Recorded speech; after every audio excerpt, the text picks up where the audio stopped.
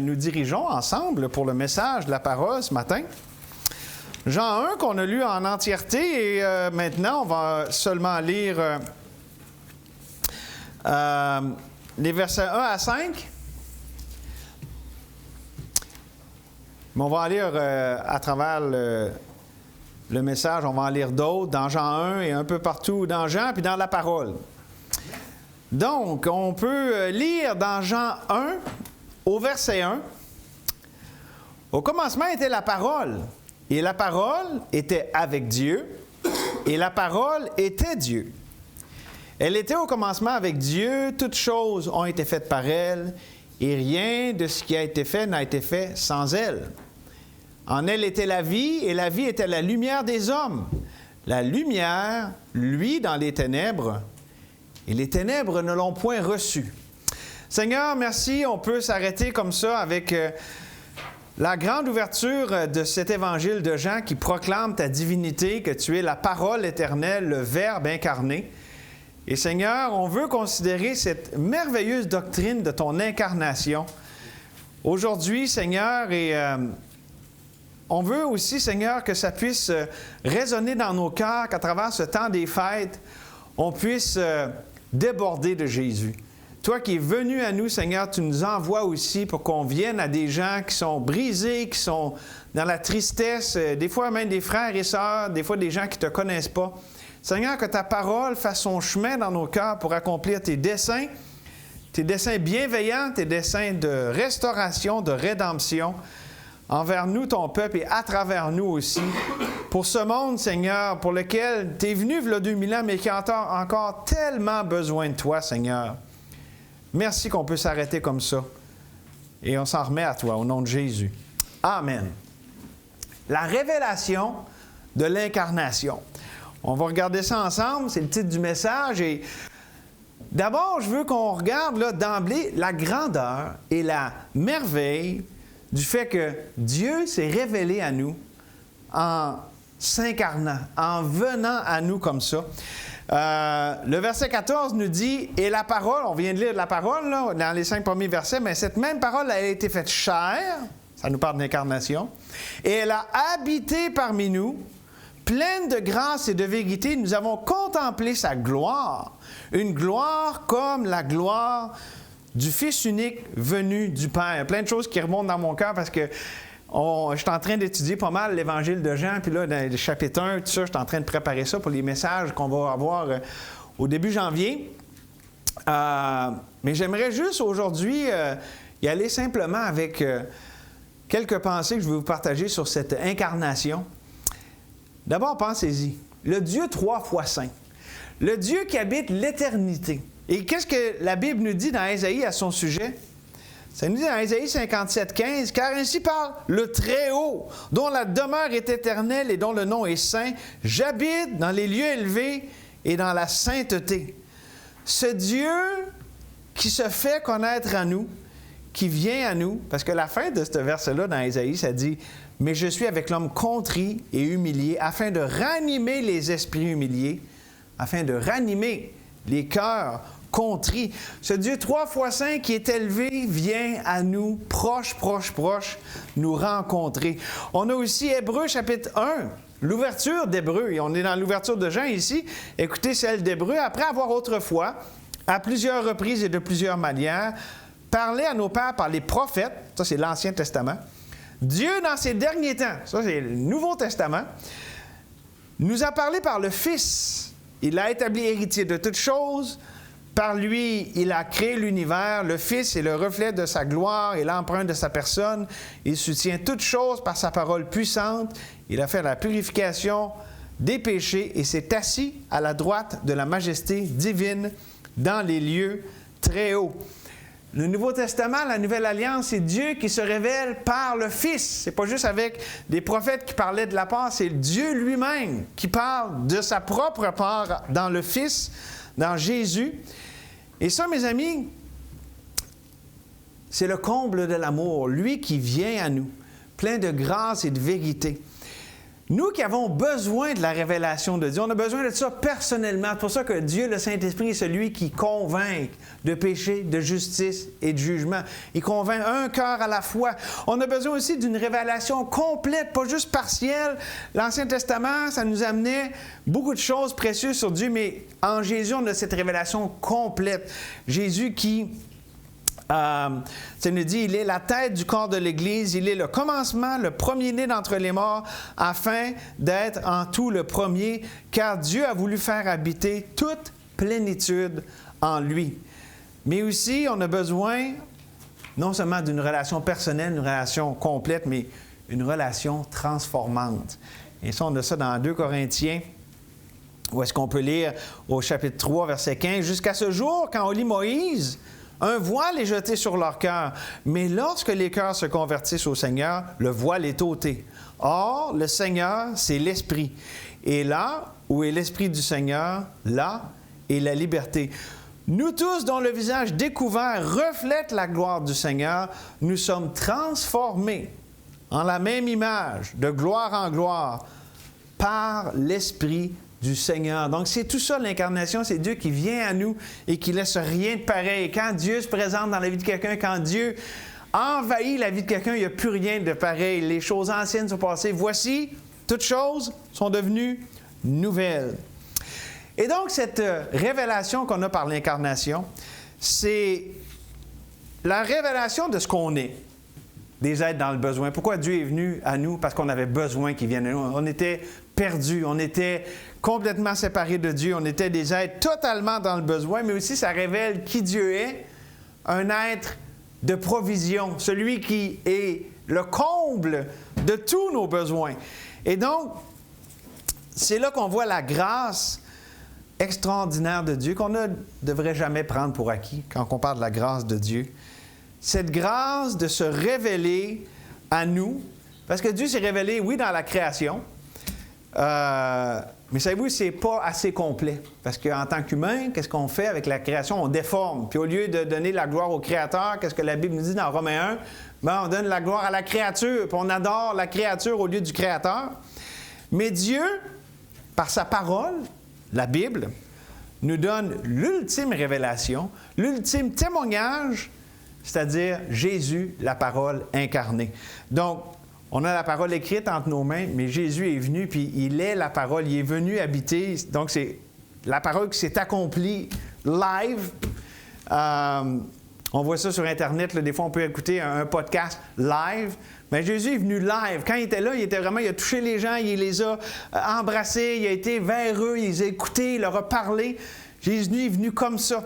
Donc, c'est la complète révélation. Il est venu à nous comme ça pour révéler qui Dieu est.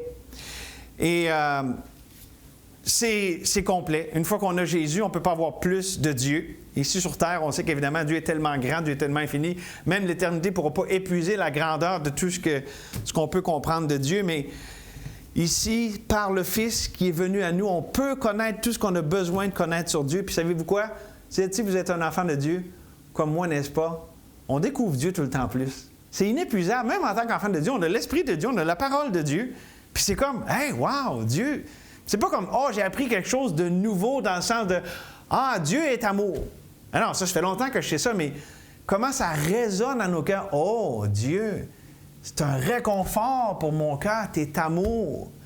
Il y a une proximité, il y a une réalité à cette vérité qu'on connaît, mais qui, là, vient se loger dans nos cœurs d'une façon fraîche, personnelle et puissante. C'est ça l'incarnation.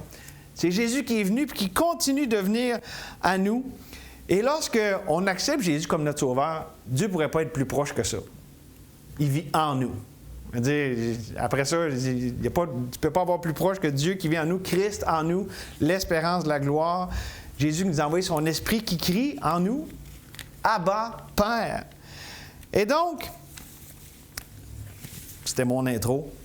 La provision de Dieu qui nous donne Jésus, c'est la réponse au besoin le plus fondamental et absolu de toute la race humaine, de toute la terre, mais aussi de tous les enfants de Dieu. Et c'est ce que j'aimerais décliner ensemble avec 4 catégories de provision que nous donne la révélation de l'incarnation. Parce que Dieu nous donne quelque chose en se révélant à nous. La première chose qu'il nous donne, la première provision, la révélation de l'incarnation nous donne l'identité de Dieu. Ça nous dit qui Dieu est. Au commencement était la parole. Et là, ça nous parle, c'est qui ça, la parole? C'est Dieu. La parole était avec Dieu, la parole était Dieu. Elle est au commencement avec Dieu. Toutes choses ont été faites par elle. Rien de ce qui a été fait n'a été fait sans elle. L'incarnation nous révèle l'identité de Dieu. Et là, on pourrait voir toutes sortes d'autres passages, mais je veux juste vous mettre en comparaison ce qu'on a ici, Nouveau Testament, Nouvelle Alliance, versus l'Ancienne. Comment Dieu s'est révélé dans l'Ancienne Alliance? Bien, c'est une révélation très précieuse et extraordinaire. Quand Dieu a dit à Moïse, Moïse a dit à Dieu, « J'irai donc vers les enfants d'Israël et je leur dirai, le Dieu de vos pères m'envoie vers vous. Mais s'ils me demandent, quel est son nom? Que leur répondrai-je? » Dieu dit à Moïse, « Je suis celui qui suis. » Donc, c'est quoi ton nom? « Je suis celui qui suis. » Si vous parlez hébreu, c'est 4 lettres. Je ne sais pas comment les prononcer, là. C'est YHWH. On dit Yahweh, Yahvé, là, vous comprenez? Le tétragramme. Donc, le nom de Dieu, c'est « Je suis celui qui suis ». L'ajoutant, « C'est ainsi que tu répondras aux enfants d'Israël, celui qui s'appelle « Je suis » m'a envoyé vers vous. » Ça, c'est la révélation qu'il y avait, mais savez-vous quoi? Elle est extraordinaire, elle est merveilleuse, mais elle n'est pas complète et suffisante dans le sens où est-ce qu'il n'y a pas tout le bagage de l'incarnation qui va avec. Parce que quand Dieu dit « Je suis celui qui suis », ça veut dire qu'il est la réponse à tous nos besoins. Je suis ta paix dans la détresse. Je suis ta joie dans... OK? Je suis, tu sais, remplissez, espace à remplir, je suis le besoin que tu as. Tu sais, quand on dit « Je suis l'Éternel, votre bannière », mais c'est moi qui combat pour vous. Je suis Jéhovah Jireh, je suis celui qui pourvoit. OK? C'est extraordinaire, c'est ça, c'est le nom de Dieu. Mais savez-vous, Jésus aussi, c'est un « je suis ». Jésus, c'est l'Éternel sauve. Je suis celui qui sauve. Donc, là, il y a une différence parce que un besoin, c'est légitime. Mais sauver, dans le contexte, sauver du péché, ça, c'est coupable. Oh, là, c'est pas pareil. Il y en a un qui dit, bien, Dieu, j'ai besoin de toi, OK, on peut... Mais là, quand on dit, je suis celui qui sauve, c'est celui qui nous sauve de notre culpabilité, de notre rébellion, de ce qui était un problème entre nous et Dieu. Fait que là, on est à un autre niveau, là. OK? La révélation du nom de Jésus, ça nous parle de notre culpabilité. Ou pour l'amener autrement, le nom « Je suis », c'est l'introduction à la personne de Dieu. Le nom « Jésus », c'est la conclusion. Ou si vous voulez, le commencement, l'introduction à ce que Dieu nous révèle par le nom « Je suis », bien, on en voit la plénitude dans le nom « Jésus ». Parce que Jésus, c'est celui qui sauve. Jésus, c'est le dernier Adam, celui qui vient renverser toute la décrépitude de la chute. Le dernier Adam. Jésus, c'est le deuxième homme. Par son salut, par le fait qu'il sauve, il recommence tout à zéro. Voici, je fais toutes choses nouvelles. Il est le deuxième homme. La résurrection, il est le premier d'entre les morts. Une race nouvelle rachetée. OK? C'est ça, Jésus. Ça l'amène les choses à leur plénitude, au fait que c'est complet. Ce qui a été initié dans le renversement des choses, dans le renouvellement des choses avec le fait que Dieu se révèle comme le « Je suis », a été complété, a été achevé par « Je suis celui qui sauve », par Jésus, Yehoshua. OK? Et c'est pour ça que Jésus dit, avec ses disciples, il parlait à Philippe, Philippe, écoute bien, ça veut dire, Philippe, il faut que tu écoutes ça, ça veut dire, c'est pour toi spécialement. Tu avais juste à t'appeler autrement. Ceci s'applique seulement à Philippe ce matin. Philippe lui dit, « Seigneur, montre-nous le Père, et cela nous suffit. » Jésus lui dit, « Il y a si longtemps que je suis avec vous, et tu ne m'as pas connu, Philippe. Celui qui m'a vu a vu le Père. Comment dis-tu, montre-nous le Père? » Et on voit aussi dans 1 Jean, au chapitre 1, au verset 2, « La vie a été manifestée, et nous l'avons vue, et nous lui rendons témoignage, et nous vous annonçons la vie éternelle qui était auprès du Père, hein, Jésus, la parole, la vie, et qui a été manifestée. » Donc, tout ce qu'on peut connaître sur Dieu nous est révélé pleinement en Jésus. L'identité de Dieu atteint tout ce qu'on peut connaître est complète par la personne de Jésus-Christ.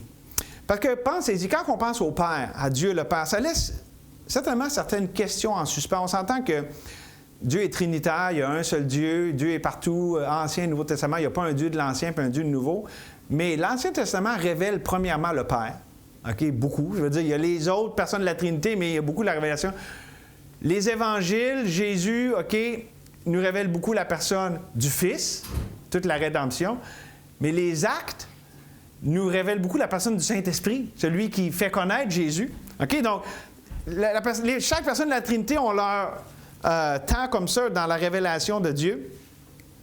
Mais on peut se demander, quand on pense au Père, bien, comment savoir c'est quoi exactement le plan rédempteur, le plan éternel de Dieu pour les hommes. Tu sais, il y avait des trous là, dans cette ouais, OK, il vient quand le Messie? C'est pour ça que quand il est arrivé, es-tu le Messie? C'est-tu toi? Es-tu le prophète? Puis, il y avait beaucoup de questions en suspens. Puis même, c'est ça, pour connaître ce Dieu trinitaire pleinement,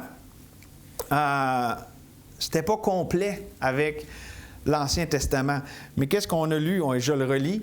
La parole a été faite chair, verset 14, et elle a habité parmi nous, pleine de grâce et de vérité. Et nous avons contemplé sa gloire comme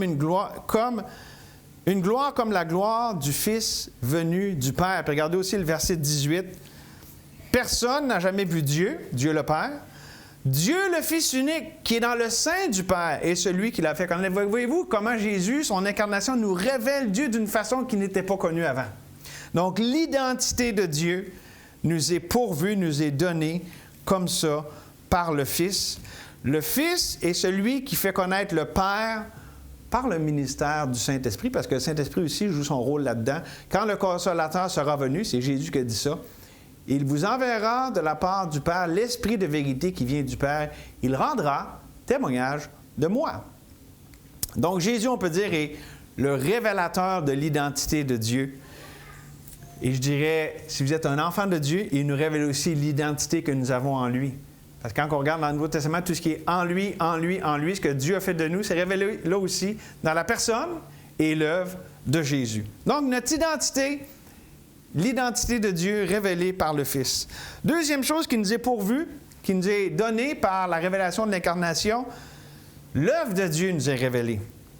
Verset 4, ça nous dit, en elle, ici c'est la parole de Dieu, Jésus, en elle était la vie, et la vie était la lumière des hommes. Ça nous dit que la parole, c'est la vie. Jésus, il a dit, je suis le chemin, la vérité et la vie. Et l'œuvre de Dieu, c'est de faire connaître cette vie, la vraie vie. On a perdu la vie en Éden, et Jésus est venu nous la redonner. Puis le fait qu'il est la lumière de la vie, c'est qu'il ne fait pas juste être la vie, c'est qu'il la transmet.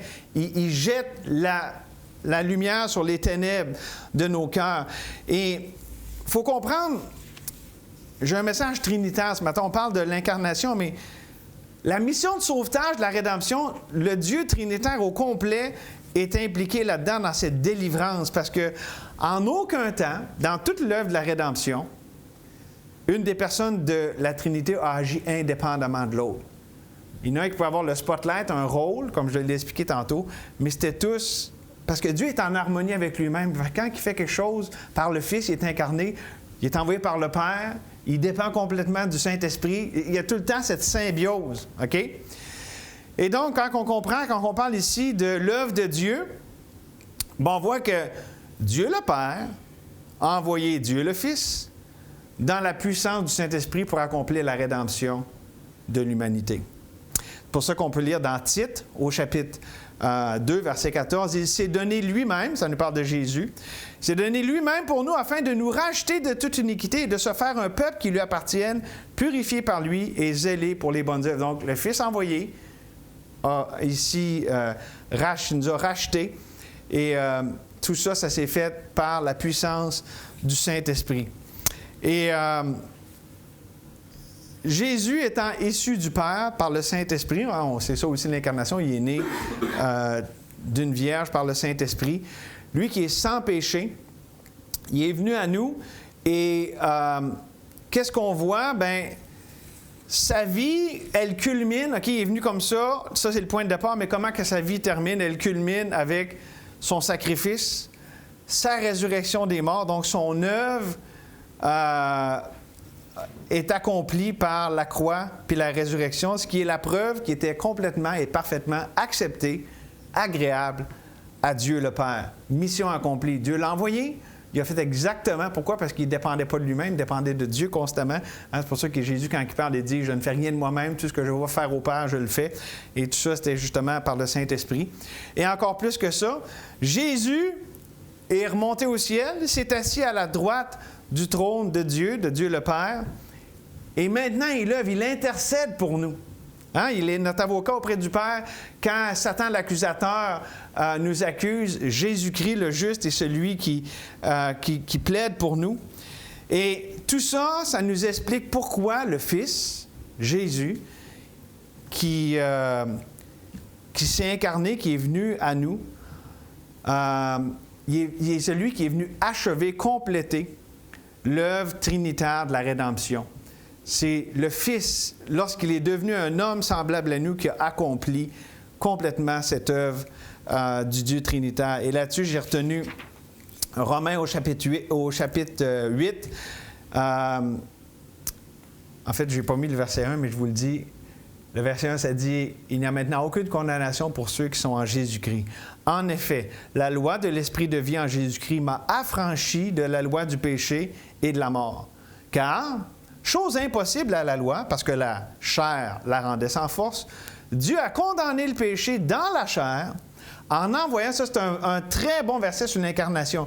Donc Dieu a condamné le péché dans la chair en envoyant, à cause du péché, son propre Fils dans une chair semblable. Les mots sont importants, c'est pas exactement pareil, parce qu'il n'y avait pas de nature pécheresse, mais une chair semblable à celle du péché. Et cela afin que la justice de la loi soit accomplie en nous, qui marchons non par la chair, mais non selon la chair, mais selon l'Esprit. Donc, Jésus est venu accomplir, c'est à cause de son incarnation, à cause qu'il est venu comme ça dans une chair semblable à la nôtre, qu'il a pu accomplir puis dire tout est accompli. Et effectivement, ce n'était pas juste des belles paroles, c'était la réalité. Et c'est pour ça que, qu'est-ce que la Bible nous dit? On l'a lu tantôt, mais je ne sais pas si vous avez remarqué, mais dans Hébreu, on voit que Jésus est venu accomplir la purification des péchés. Puis qu'est-ce que ça dit après? Il s'est assis. Pourquoi Jésus s'est assis? Bien parce que tout est accompli, il n'y a plus rien à faire. Il est dans une position de repos maintenant. Il n'y a plus de choses à compléter. Parce que la rédemption est parfaitement accomplie par la croix, la résurrection. Et maintenant, il règne au siècle des siècles. Puis faites-vous-en pas, il n'a pas fini. Là, il y a encore des choses. Ce n'est pas tous ses ennemis qui sont sur son marchepied, mais en ce qui concerne la rédemption, tout est accompli. C'est pour ça que nous, si vous êtes ici, vous êtes un enfant de Dieu, nous pouvons nous reposer en lui. Écoutez ce que ça dit à ce sujet-là dans Hébreux 4. « Car si Josué, puis ça, Josué, c'était l'ombre de Jésus, hein, c'était un type de Jésus. Car si Josué leur avait donné le repos, puis ça, on parle Canaan, là, la terre promise terrestre, si Josué leur avait donné le repos, Dieu ne parlerait pas après cela d'un autre jour. Il y a donc un repos de sabbat réservé au peuple de Dieu. Celui qui entre dans le repos de Dieu se repose de ses œuvres, comme Dieu s'est reposé des siennes. » Jésus offre le vrai repos. Le repos de la religion, d'être une bonne personne, puis d'essayer plus fort. Le repos d'avoir tous nos péchés pardonnés, d'être accepté de Dieu. Mais il y a une ironie là-dedans. C'est que, malheureusement, beaucoup de chrétiens, d'enfants de Dieu, ne jouissent pas pleinement de ce repos. Pourquoi? On ne peut pas jouir pleinement du repos de Dieu tant qu'on ne voit pas, qu'on ne reconnaît pas notre besoin de s'approprier de Jésus, notre repos. Tant qu'on ne voit pas notre besoin de se reposer, on va être, on dit en anglais, restless. On va être sans repos. On va être agité, puis en dedans, tout troublé, puis tout ça. Pourquoi? Parce que tant qu'on ne voit pas notre besoin de se reposer en Jésus, on voit ça, on n'aura pas, on ne va pas en jouir. Et pourquoi il en est ainsi? Puis ça, je n'ai parlé, je pense que c'est un mercredi ou deux. C'est-tu mercredi passé ou peut-être l'autre d'avant? Pourquoi on a de la misère, les chrétiens, de même? On peut tout dire, ben oui, Jésus est mon repos. Si on pose ici là, un test, là, OK, c'est quoi les bonnes réponses à donner? C'est quoi? Je pense que tout le monde va avoir 100% ici. Donc, c'est pas une question qu'on ne sait pas. Que Jésus est mon repos. Ben pourquoi d'abord je suis tout agité? Vous êtes-vous déjà posé la question? Voulez-vous qu'on y réponde? Ou je peux passer au point suivant, là? Non, je pense tant qu'à être rendu là, hein? Comme on disait ce matin, tant qu'à être allégué, on peut bien s'émerveiller de Dieu puis se réjouir en lui. Tant qu'à se donner le trouble de venir. Hein? Pourquoi on a de la misère avec ça? Des vérités, on dit, mais voyons, c'est évident, là, comme chrétien, pourquoi je ne me reposerais pas en lui? Pourquoi? Je laisse un suspense. Mes amis, c'est simple, mais regardez comment c'est puissant. Parce que on ne connaît pas Dieu tel qu'il est. Pour ça, c'est tellement important que Dieu se révèle à nous.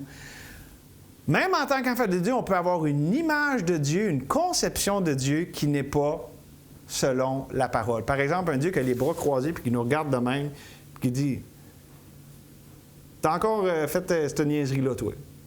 Toi, là, encore. » Ça, c'est pas Dieu qui est de même. Ça, c'est Satan qui est de même. Dieu n'aime pas le péché. Dieu n'excuse pas le péché. Dieu ne se réjouit pas du péché. Mais regardez comment il était avec Pierre quand il a péché lamentablement. Là. Il n'a pas juste dit « Ah, je ne le connais pas ». Non, il a dit ça la première fois, mais après ça, ça s'est rempiré. Puis avec imprécation, il a dit « Que Dieu me juge, que Dieu me frappe, que Dieu... » OK, il a invoqué la colère de Dieu sur lui. Puis il dit « Si je connais cet homme. » Je veux dire, ça, c'est pas péché à peu près. Là. Comme Pierre faisait tout pas à peu près, il l'a fait pas à peu près. OK? Comment Jésus, après, il avait-tu comme ça? « Ah, Pierre, tu vas-tu finir par comprendre. » Est-ce que c'était l'attitude de Jésus? Non, parce que quand Jésus l'a rattrapé du regard, on ne peut pas tout savoir ce qui s'est passé là, mais ça dit que Jésus... Premièrement, je pense que Jésus cherchait le regard de Pierre, tant que Pierre même voulait fuir son regard parce qu'il avait honte de lui-même. Mais Jésus, recherchant son regard, moi, je pense qu'il avait la compassion de dire « Je te l'avais dit. Tu vois ton autosuffisance, tu vois que tu as besoin de moi. » Puis savez-vous quoi? Il s'est présenté à lui personnellement, parce qu'on voit là, dans les différents moments où Jésus est apparu là, après être ressuscité, ça dit à Pierre personnellement. Ça, c'est le Dieu, justement, quand on pêche, quand on fuit, il nous poursuit.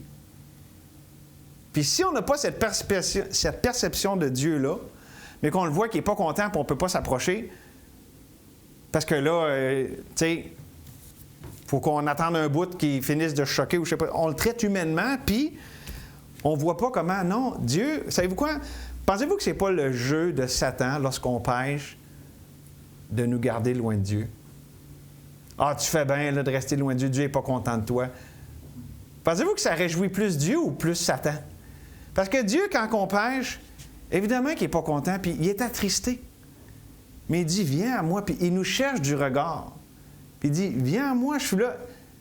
Tu as agi indépendamment. Veux-tu goûter à la dépendance? Veux-tu goûter à ma grâce? Tu as agi en insensé. Veux-tu que je sois ta sagesse, ton repos et tout ce qui vient avec Jésus, notre vie? Tu sais, quand ça parle là, dans 2 Corinthiens, puis je le cite assez souvent, ce verset-là, mais je vous le recite encore parce que c'est tellement des beaux versets. « Car les armes avec lesquelles nous combattons ne sont pas charnelles, mais elles sont puissantes par la vertu de Dieu pour renverser les forteresses. » C'est quoi les forteresses? C'est la façon qu'on a tout le temps habitué de faire les choses, de voir les choses, incluant comment on voit Dieu, comment on voit notre vie chrétienne. Dieu renverse ça, puis avec les armes avec lesquelles on combat, la parole de Dieu, la prière, l'humilité, la foi. Et c'est comme ça qu'on vainc ces forteresses dans nos imaginations. Où est-ce qu'on s'imagine les choses, mais qui ne le sont pas réellement comme ça. Le verset 5 va dire « Nous renversons les raisonnements. » Et toute hauteur, ça nous parle de l'orgueil, de cette résistance qu'on peut avoir, toute hauteur qui s'élève contre la connaissance de Dieu. Autrement dit, pas connaître Dieu tel qu'il est, comme il se révèle à nous autres. Tout ça est à renverser. Et c'est ça, des fois on parle, puis nous amenons toute pensée captive à l'obéissance de Christ. Des fois on parle comme chrétien d'un réveil, on a besoin d'un réveil. C'est quoi un réveil? Oui, c'est bon, c'est quoi un réveil? Premièrement, des fois on prend souvent des concepts Ancien Testament. Notre frère avait prêché là-dessus à un moment donné. On prend des concepts de l'Ancien Testament pour les amener pour le Nouveau Testament. Un réveil, c'est quoi? C'est les chrétiens qui sont transformés par un renouvellement de l'intelligence, qui voient les choses telles qu'elles sont. C'est ça un réveil, c'est que Dieu nous ouvre les yeux sur tout ce qu'on a, tout ce qu'on est, sur ce que lui est. Quand les chrétiens sont comme ça, ils sont réveillés à la réalité des choses. Et c'est de ça ici dont on parle quand on parle de la révélation de l'œuvre de Dieu, qui il est vraiment et ce qu'il a fait. Il est assis, on peut se reposer en lui. C'était une longue parenthèse qui n'était pas prévue de même, mais c'est ce que Dieu avait pour nous autres ce matin. Et savez-vous quoi? J'aimerais qu'on considère une autre provision. Parce que Dieu, notre plus grand besoin, c'est de le connaître. C'est un besoin universel. Ceux qui ne sont pas sauvés, c'est parce qu'ils ne connaissent pas Dieu. Mais les enfants de Dieu, pourquoi qu'on l'arrache? Parce qu'on ne connaît pas Dieu tel qu'il est. Pour ça que quand ça parle, là, les grands versets de promesses comme celui du mois, là, sa divine puissance nous a donné tout ce qui contribue à la vie et la piété. Comment? La connaissance. Pas la connaissance au sujet de Dieu, la connaissance relationnelle. Je connais mon Dieu. Je sais qu'il est là. Je sais qu'il est fidèle. Je sais qu'il m'aime. Je sais qu'il est vrai, qu'il n'est pas menteur, que ce n'est pas un arnaque. Je connais Dieu. C'est personnel pour moi. C'est vivant. C'est proche. Et donc, ça amène à la troisième provision de la révélation de l'incarnation qui nous révèle le caractère de Dieu. Regardez ce que ça dit au verset 5 dans Jean, ici, au chapitre 1. « La lumière, lui, dans les ténèbres, et les ténèbres ne l'ont point reçu. » Pourquoi on rejetterait la lumière? C'est parce qu'on ne connaît pas Dieu, justement. Ici, dans le contexte, ça parle de ceux qui ne connaissent pas Dieu. Les gens, puis ça nous parle, là, on le voit plus loin, là. Les hommes ont préféré les ténèbres à la lumière parce que leurs œuvres étaient mauvaises. Bon, ça, c'est les perdus. Mais même pour nous, Dieu, il nous révèle qui il est, son caractère. Dieu est lumière. Il n'y a point de ténèbres en lui, il n'y a pas de changement ni ombre de variation. Et quand on considère ces choses à la lumière de l'incarnation, bien, lisons ensemble Philippiens 2, que ça nous parle de Jésus existant en forme de Dieu, n'a point regardé son égalité avec Dieu comme une proie à arracher, mais il s'est dépouillé lui-même, en prenant une forme de serviteur. Le mot, c'est esclave. En devenant semblable aux hommes, il est paru comme un vrai homme. Il s'est humilié lui-même, se rendant obéissant jusqu'à la mort même de la croix. Remarquez ici l'importance dans l'incarnation. L'importance de la doctrine de l'incarnation, c'est qu'on voit comment Dieu s'est humilié. On voit quelque chose du caractère de Dieu là-dedans. Dieu qui est glorieux, qui a toute gloire, il a accepté de s'humilier. Avez-vous pensé à ça? Je veux dire, Dieu n'a pas besoin de faire ça, là. En fait, s'il y a quelqu'un qui n'a jamais besoin de s'humilier, c'est Dieu. Il est glorieux. Puis tu sais, quand des fois on dit ça dans la Bible, que toute gloire soit Dieu, c'est comme si Dieu, hey, là, je me pense bon. Non, parce que Dieu, de ce qu'il est, il mérite toute la gloire. C'est le seul qui n'a jamais besoin de s'humilier parce que, étant parfait, puis dans ce qu'il est, il mérite la gloire. Mais là, il s'est humilié. Ça nous révèle quelque chose sur le caractère de Dieu. C'est-à-dire que Dieu, dans son amour, dans son souci pour nous autres, dans sa condescendance, a accepté comme ça, non seulement de s'humilier, là, mais ça va loin, là, jusqu'à la mort humiliante et horrible de la croix. Et du début à la fin de l'histoire de la rédemption et, je dirais plus spécifiquement, de l'incarnation, qu'est-ce qu'on voit? On voit l'humiliation. Ou je pourrais même employer le mot dégradation. Jésus, tu sais, il était haut, il a baissé comme ça. Il s'est dégradé lui-même. C'est ça l'idée, il s'est dépouillé, il s'est humilié lui-même. Pensez-y, juste à la naissance. Okay, on pense à la naissance de Jésus à ce temps-ci de l'année. Tout était de conditions humbles, là. Un étable, des bergers qui étaient des gens qui étaient méprisés dans la société. Le lieu, les parents aussi, c'était pas des, c'était des parents, OK, oui, de la lignée de David, mais je veux dire, c'était pas des gens riches et célèbres. Dans une petite ville, Nazareth, qui est aussi, c'est pas la grande ville de Jérusalem et tout ça. Donc, de sa naissance, mais même, une fois Jésus était dans les relations humaines, là, puis même avant son ministère public, mais surtout dans son ministère public, tout était de condition 1 encore. C'était qui ses disciples? Des gens sans éducation, des gens qui n'étaient pas de la caste religieuse, donc des gens de condition 1, des gens qui venaient à lui, des gens tout pétés, comme dit notre frère, des gens, tu sais, tout brisés de la vie, puis prostitués, collecteurs de taxes et tout ça. Tout était humble. Ça nous montre le caractère de Dieu. Il y a quelque chose qui nous révèle sur Dieu, qui nous révèle quelque chose sur Dieu là-dessus. Et même si on pousse plus loin les choses, comment Jésus a conquéri le monde?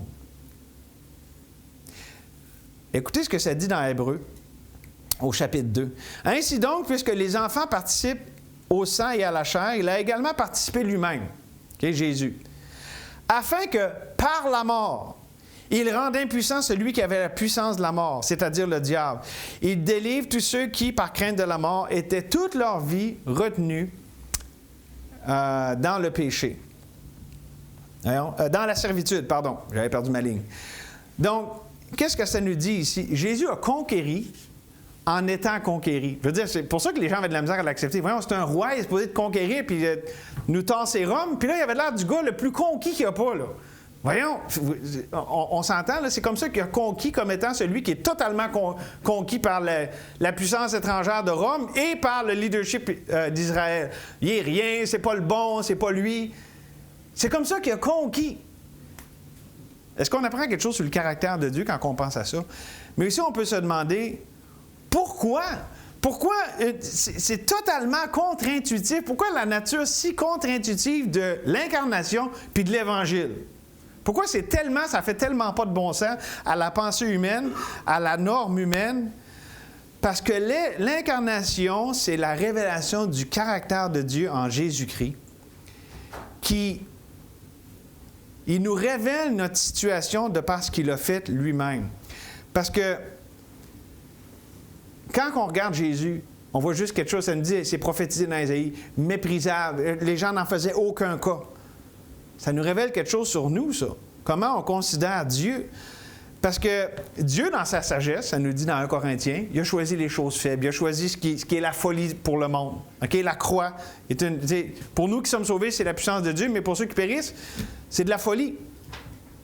Donc, Dieu a placé dans son Fils, dans l'Évangile, dans l'œuvre de rédemption, il a placé les choses dans une place si basse que pour l'embrasser, il faut qu'on s'humilie. On ne peut pas embrasser Christ puis l'Évangile dans une attitude hautaine. On doit s'abaisser pour recevoir comme lui s'est abaissé pour le donner. Voyez-vous, il y a quelque chose de Dieu là-dedans qui s'abaisse, ça veut dire, tu veux venir à moi, c'est les termes dans lesquels j'ai mis les choses. Les hautains, les autosuffisants, les religieux, la justice propre, c'est pas comme ça qu'on a accès à Dieu, parce que lui est venu comme ça, puis c'est comme ça qu'on vient aussi à lui. Et pensez-y, c'est l'orgueil. C'est l'antidote à l'orgueil et à l'incrédulité.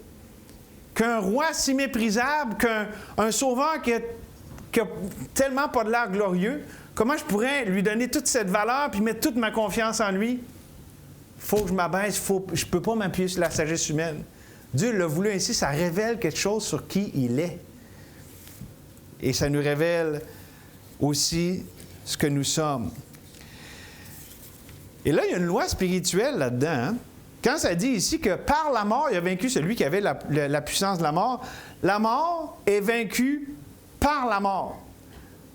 C'est-à-dire, si je veux avoir la victoire dans ma vie, ce n'est pas en essayant plus fort, ce n'est pas en essayant de me ravigorer, c'est en prenant ma place de mort au péché puis vivant pour Dieu. C'est ça la clé de la victoire. C'est ça notre union en Christ. Par la mort, il a vaincu celui qui avait la puissance de la mort. Pourquoi? Parce que c'est là-dedans qu'on rentre dans la puissance de sa vie. Parce que ma vie, Dieu n'en a pas besoin. En fait, ma vie, c'est un gros problème pour Dieu. C'est comme, tasse tes pensées, tasse-toi, laisse-moi. La vie chrétienne, c'est pas Dieu qui veut améliorer notre chair, qui veut nous améliorer, c'est Dieu qui veut complètement transformer et dire, tasse-toi, moi je veux vivre en toi. Dieu ne cherche pas des hommes forts, comme le dit le cantique. Dieu cherche des hommes faibles. Dieu cherche des hommes brisés, des femmes brisées. Pourquoi? Parce que c'est comme ça que sa puissance agit. C'est 1 Corinthiens, chapitre 12, on l'a vu hier dans notre étude.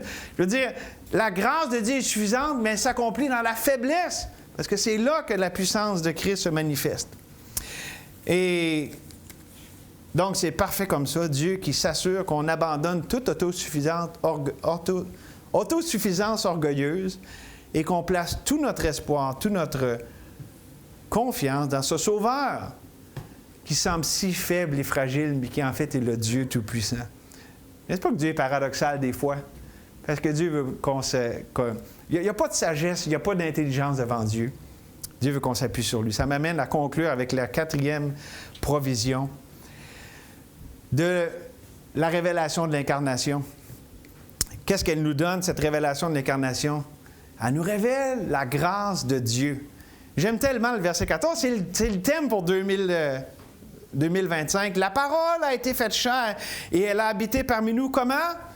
pleine de grâce et de vérité. Et nous avons contemplé sa gloire, une gloire comme la gloire du Fils unique venu du Père.